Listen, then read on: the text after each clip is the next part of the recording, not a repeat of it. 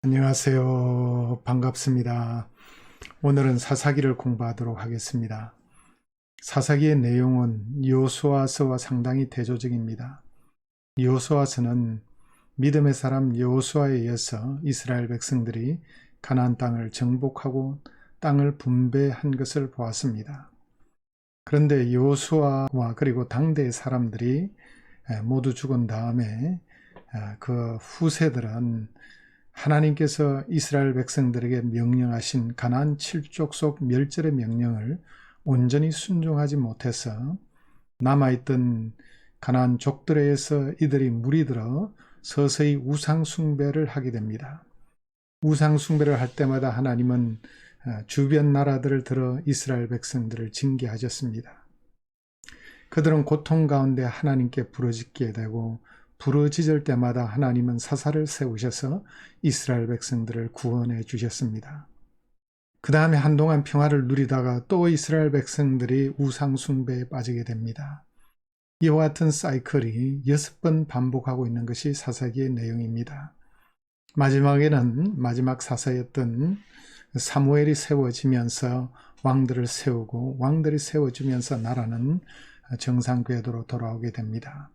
이 사사기의 암울한 시기를 보면서 우리의 삶에 주시는 메시지를 발견하기를 바랍니다. 이제 사사기의 명칭, 저자, 저작 연도를 보도록 하겠습니다. 사사기라는 명칭은 이스라엘 백성들이 배교로 말미암아 위기에 처했을 때 구원하기 위해서 하나님께서 보낸 구원자 혹은 재판을 베푸는 자로부터 유래한 것입니다. 성경은 사사기의 저자와 편집자에 대해서 밝히지 않습니다. 그런데 유대 전성은 사무엘을 저자로 여기지만 증거를 찾을 수 없습니다. 오늘날 인정하고 있는 점은 사사기가 사건 발생과 거의 비슷한 시기에 기록되었다고 봅니다. 그 이후에 편집자의 신학적, 문학적 배경이 삽입된 것으로 봅니다. 사사기 5장의 더브라의 노래는 왕정시대 이전의 것으로 봅니다. 그 당시까지 이스라엘에는 왕이 없었다라는 말은 기록 당시 왕이 있었다는 증거인 것입니다. 사사기는 여러 편집 단계를 거친 것으로 보입니다. 편집자도 영감된 사람으로 본다면 성경 영감서를 부정하지 않습니다. 예를 들면 시편도 여러 단계의 편집을 거쳐서 최종 형태의 시편으로 이루어진 것입니다. 완성된 시편을 우리는 영감된 성경으로 인정하고 있습니다. 그래서 편집되었다고 해서 영감성을 부정하는 것은 아닙니다. 자, 배경을 보겠습니다. 사사기 연대 문제는 출애굽과 정복 연대에 대한 견해에 따라 달라집니다. 출애굽을 13세기로 잡으면 사사시대는 주전 12, 11세기 제1철기 시대에 해당이 되겠습니다. 출애굽을 15세기로 잡으면 사사시대는 주전 14에서 11세기 제1철기 시대 청동기 후기로 볼 수 있게 되겠습니다. 사사기에 나오는 억압과 평화의 기간을 모두 합치면 410년인데 이는 너무 긴 횟수입니다. 자, 그래서 억압과 평화의 기간이 전국적이고 동시적인 것이 아니라 국지적일 수 있다라고 봅니다. 그래서 여기저기서 동시에 일어났다고 볼 수 있다는 말입니다. 사사기에 일어난 사건이 연대기 순이 아니라 어떤 사건들은 겹쳐서 일어난 사건일 수 있다는 말입니다. 사사시대를 제1철기 시대 주전 13세기로 국한해서 볼 수는 없습니다. 이따 당시에 벌써 300년간 이스라엘 백성들이 거주하고 있었기 때문입니다. 사사기 11장 26절 말씀입니다. 자, 열왕기상 6장 1절에 의하면 솔로몬이 성전을 건축할 때 벌써 출애굽 480년이 되었기 때문입니다. 자, 출애굽 시기에 따른 사사시대의 기간 설정이 달라집니다. 자, 먼저 15세기 설을 보겠습니다. 15세기 설, 제가 지금까지 설명한 설이 주로 15세기 설인데 1440년경 이집트를 탈출한 것으로 봅니다. 1446년으로 말씀을 드렸죠. 열왕기상 6장 1절의 말씀에 기초한 것입니다. 그리고 여호수아의 정복이 곧 이어서 이루어지고 그 다음에 사사시대가 쭉 이어지는데 온니엘, 에훗, 드보라, 바락, 기드온, 입다, 삼손, 사무엘 시대까지 사무엘이 1100여 년경의 사람입니다. 그래서 출애굽부터 약 300여 년의 기간 동안 사사기 아까 말씀대로 입다가 300년 동안 지배하고 있었다는 말과 일치하게 됩니다. 자, 이것이 15세기설입니다. 그런데 13세기설에 따르면 이집트 정착하고 있다가 출애굽한 시기가 1250년경에 이집트를 탈출한 것으로 봅니다. 그 다음에 여호수아가 정복을 하게 되고 사사시대 온니엘, 에훗, 드보라, 바락, 기드온, 입다, 삼손 이 시대가 사무엘 시대까지 이 기간이 상당히 짧습니다. 그래서 이렇게 되면은 사실 입다가 말한 300년이란 말이 맞지 않게 됩니다. 그래서 13세기설은 여러 가지 어려움이 있습니다. 이어서 사무엘, 사울, 다윗 시대로 연결되는 것으로 보면 되겠습니다. 자, 이때 이집트 왕들은 13세기설에 따르면 람세스 2세 때 출애굽한 것이 되고요. 15세기설에 따르면 아메노텝 2세 때 출애굽한 것으로 보게 됩니다. 자, 이제 고대근동 지도를 보면서 이 당시 역사적인 배경을 좀 공부를 해보겠습니다. 출애굽 전후와 사사시대에 이르는 주변 정세를 지도를 통해서 살펴보도록 하겠습니다. 당시 팔레스타인 남쪽으로는 이집트가 강국으로 있었고, 자, 메소포타미아 북서쪽 지역에는 미타니 제국이 세력을 형성하고 있었고, 소아시아 지역에는 헷 족속이 지배하고 있었습니다. 이집트는 미타니와 헷 족속, 이 미타니 제국과 헷 족속과 전쟁을 하게 됩니다. 15세기 중엽 이집트의 투트모스 3세와 아메노텝 2세는 미타니를 물리치게 됩니다.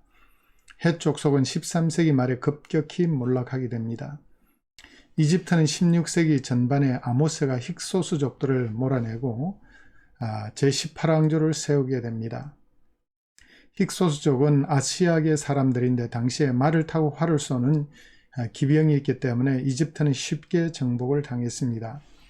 108년 동안 하이집트와 중이집트는 이 하이집트 지역과 중이집트 지역은 힉소스족의 지배를 받게 됩니다.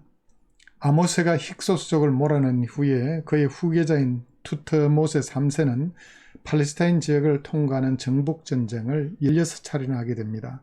왜냐하면 이 힉소스족이 아시아계로부터 넘어왔기 때문에 이쪽을 정벌하기 위해서 16번이나 침공을 하게 됩니다. 지중해 연안 지역에 전진기지를 두게 됩니다. 자, 텔 아마르나 문서에는 15세기 팔레스타인 지역 왕들과 도시들을 언급하고 있습니다. 당시 팔레스타인 사람들을 하비루라고 칭했습니다. 하비루, 히브루 비슷하죠. 하비루는 고국을 떠나서 방랑하는 사람들을 가리키는데 이들이 히브리인들로 여겨지기도 했지만 이들의 분포를 보면 단순히 히브리인들과 동일시할 수 없다고 보는 사람들이 있습니다. 이들이 가나안 땅을 정복한 후에 산악지들을 점령하고 있었기 때문에 하비루에 포함될 수 또한 있다고 봅니다. 14세기 중반에는 이집트 바로 세티 1세가 팔레스타인 원정을 한 후에 베산에 비문을 세우기도 했습니다. 13세기 전반부에는 람세스 2세가 지중해 연안 남부 지역을 원정하기도 했습니다. 그리고 13세기 말에는 이집트 바로 메르넵타가 팔레스타인 원정을 행했는데 그가 세운 습비에 이스라엘을 굴복시켰다고 기록하고 있습니다. 이는 성경 밖에서 최초로 이스라엘이 언급된 것입니다. 그래서 벌써 13세기 비문에 이스라엘이라는 국가 명칭이 나타난 것을 보게 됩니다. 제2청동기 15세기 전후죠. 제2청동기에는 국제적으로 강대국들의 분쟁이 극심했습니다. 이집트와 히타이트 사이의 황금 무역로와 시리아 팔레스타인 항구 도시를 두고 쟁탈전을 벌였습니다. 미타니 제국과 후기 아수르는 제3의 세력으로 등장했습니다. 그런데 사사기에는 이들 세력에 대해서 별로 관심이 없었는데 이는 이스라엘 백성들이 주로 산악지역에 정착을 했고 주요 무역로로부터 멀리 떨어져 있었기 때문에 별로 영향을 받지 않았기 때문입니다. 그리고 사사기의 저자는 역사의 신학적인 의미에 더 큰 관심을 기울이고 있었고 국제 정세에 대해서는 별로 관심이 없었습니다. 자, 13세기 말에 해양 민족들, 예를 들면 블레셋 사람들이 지중해 연안으로부터 침략해 들어오면서 오랜 전쟁들은 끝을 맺었습니다. 히타이트 제국은 붕괴되었고 이집트는 내부 문제로 고전하고 있었습니다. 자, 그 결과 팔레스타인에 거주하던 사람들을 위협하던 세력은 존재하지 않게 되었습니다. 이는 팔레스타인이 강성하게 되는 길을 열어주었습니다. 이스라엘 왕국 시대에 특히 주된 세력으로 등장한 아람 족속이 몰려왔습니다. 이스라엘 백성들이 가나안에 들어왔을 때 통일된 국가를 찾지 못했습니다. 대신 서로 분리된 여러 개의 도시국가들을 발견하게 됩니다. 자, 이들 도시국가들은 동맹국으로서 비교적 엉성한 연방을 이루고 있었습니다. 주요 강대국 이집트 등과 동맹관계를 맺기도 했습니다. 여호수아서에 따르면 이들 도시국가는 필요하면 공동의 적을 대항해서 싸울 수도 있었습니다. 반대로 이스라엘은 각 지파 단위의 조직을 갖춘 정치적 체계를 갖추고 있었습니다. 야곱의 12아들로부터 시작된 각 지파들에는 지도자가 있었습니다. 중앙성전을 중심으로 연합된 12지파의 조직은 고대 그리스의 인보 동맹과 비슷해 보입니다. 그러나 마틴 노트의 연구에 의하면 관련성이 없다고 결론을 내렸습니다. 자, 이 기간의 이스라엘 연합은 중앙성전에 대한 충성심 이상의 민족적 결합체였던 것입니다. 자, 사사기의 전체적인 그림을 한번 보겠습니다. 이스라엘 백성들은 가나안 주민과 언약을 맺지 말고 그들의 단을 헐라는 하나님의 명령을 순종하지 않았습니다. 하나님께서 남은 족속을 몰아내지 않겠다고 말씀하셨습니다. 그리고 그들은 찌르는 가시가 되고 그들의 우상은 올가매는 올무가 될 것이라고 말씀하셨습니다. 그 결과 우상 숭배를 하게 되고 하나님께서 징계하시고 그때마다 또 부르짖습니다. 그러면 하나님께서 사사를 세워 구원하셨고 한동안 평안을 누리게 됩니다. 그 다음 또다시 범죄하게 됩니다. 이런 사이클이 사사기의 6번 반복해서 나타나고 있습니다. 이런 혼란은 그때 왕이 없었기 때문에 소견에 보기에 좋은 대로 행기기 때문이라고 말씀하고 있습니다. 이는 왕정에 대한 소망을 나타내고 있습니다. 이는 정치적인 왕을 넘어 진정한 왕이신 하나님의 통치를 기대하고 있습니다. 이는 결국 메시아의 통치에 대한 기대로 발전하게 됩니다. 자, 사사기에 나타나는 그 사이클을 도식화해 봤습니다. 이스라엘 백성들이 우상을 섬김으로 범죄하게 되면 하나님께서 진노하셔서 주변국을 들어서 치셨습니다. 그래서 이스라엘 백성들은 압제 가운데서 고통을 당하게 되고 그때마다 하나님께 부르짖습니다. 그러면 하나님께서 사사를 세우셔서 구원해 주셨고 그리고 한동안 평안을 누리게 됩니다. 살만하면 또다시 이스라엘 백성들은 범죄하고 진노, 압제, 부르짖음, 구원, 평안 이런 사이클이 사사기의 반복적 사이클로 6번 등장하고 있습니다. 자, 신뢰를 사사 온니엘의 경우를 한번 보겠습니다. 이스라엘 백성들이 바알과 아세라를 섬기게 됩니다. 그래서 하나님께서 분노하셔서 메소포타미아 왕 구산 리사다임의 손에 넘기십니다. 그래서 8년간 구산 리사다임을 이스라엘 백성들이 섬기게 됩니다. 이스라엘 자손은 고통 가운데 하나님께 부르짖습니다. 하나님은 그때 한 구원자 온니엘을 사사로 세워서 구원해 주십니다. 주의 영이 그에게 내리시자 그는 구산 리사다임을 이길 수 있었습니다. 주의 영은 사사기에 사사를 능력 있는 하나님의 사람으로 만드신 능력의 영이십니다. 사사기의 주의 영은 사사들로 하여금 능력 있는 사람으로 변화시켰습니다. 온니엘이 죽을 때까지 40년간 평안을 누렸다라고 성경은 기록하고 있습니다. 자, 이런 사이클이 6번 반복해서 나타난다는 말입니다. 이제 사사기의 계열을 보도록 하겠습니다. 자, 이스라엘 백성들의 배교 행위의 원인과 패턴에 대해서 1장 1절부터 3장 6절이 다루고 있습니다. 배교의 원인은 가나안 족속들을 모두 쫓아내지 못했기 때문입니다. 그래서 지속적인 배교 행위의 패턴과 결과가 2장 6절에서 3장 6절에 등장합니다. 이스라엘의 반복적 배교 행위의 사이클이 3장 7절에서 16장 31절에 등장하고 있습니다. 우상 숭배, 징계, 부르짖음, 사사를 통한 구원, 평안, 이 사이클이 반복해서 나타나고 있습니다. 그리고 배교 행위가 점점 더 악화됩니다. 처음보다 나중에 훨씬 더 악화되고 사사들의 자질도 훨씬 더 뒤로 갈수록 떨어집니다. 마지막 사사 사무엘 전에 삼손을 보면 정말 영적으로 형편없는 사람입니다. 자, 이스라엘의 종교적 사회적 타락상이 17장 1절에서 21장 25절에 등장하고 있습니다. 종교적 타락상은 17장 1절에서 18장 31절에 나오는데, 자, 에브라임 3지의 미가라는 사람의 이야기를 전하고 있습니다. 그는 우상을 만들어 놓고 여호와라고 섬기고 있습니다. 그리고 미가의 우상을 단 지파가 빼앗아가서 자기 지파의 신으로 섬기기도 합니다. 정말 종교적으로 타락한 모습을 보게 됩니다. 19장 1절에서 21장 24절에는 도덕적 사회적 타락상을 보여주고 있습니다.